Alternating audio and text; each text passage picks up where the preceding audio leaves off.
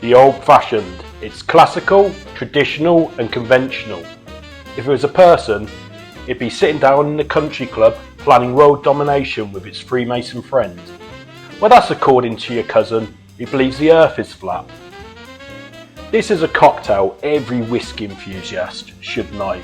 It can be made with either bourbon or rye. Traditionally I understand it's made more with rye, but today I'm using Four Roses Bourbon, which has a high rye content.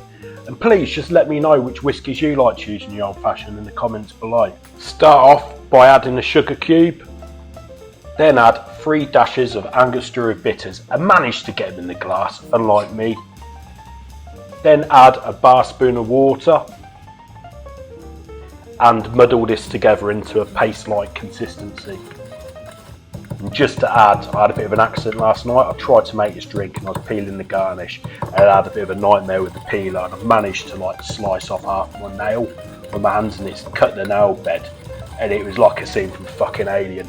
And no word of a lie, you can see in films they do torture scenes where they rip out fingernails. But bear with me if I'm a little bit slow with this. Right, add 2 ounces, that's 60ml of bourbon or rye whiskey of your choice. Just be inventive if you're using bourbon.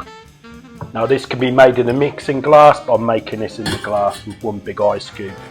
Excuse the hands. Okay, so with the stirring, I'm going to try and stir this like 40 to 50 seconds. That's a sort of sweet number in my book. Some people say 30, but you get a rough idea when the drink is done because the glass will begin to feel cold and there'll be condensation. I know some people will ask, why do you shake and stir some drinks? When stirring, we're chilling and diluting the drink and helping to keep its clarity. This happens a lot with more pure spirit cocktails.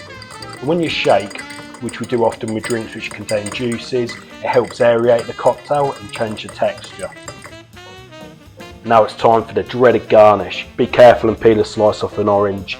Last night it slipped and I just didn't watch where my fingers were, so here's what it is. History wise, this drink's roots go back to the early 1800s. It is often made with other spirits like rum, gin and brandy, etc. The name Old Fashioned arrives on the scene in 1881 at the Pendennis Club in Louisville, Kentucky. There's also a counterclaim that it appeared in the Chicago newspaper a year earlier.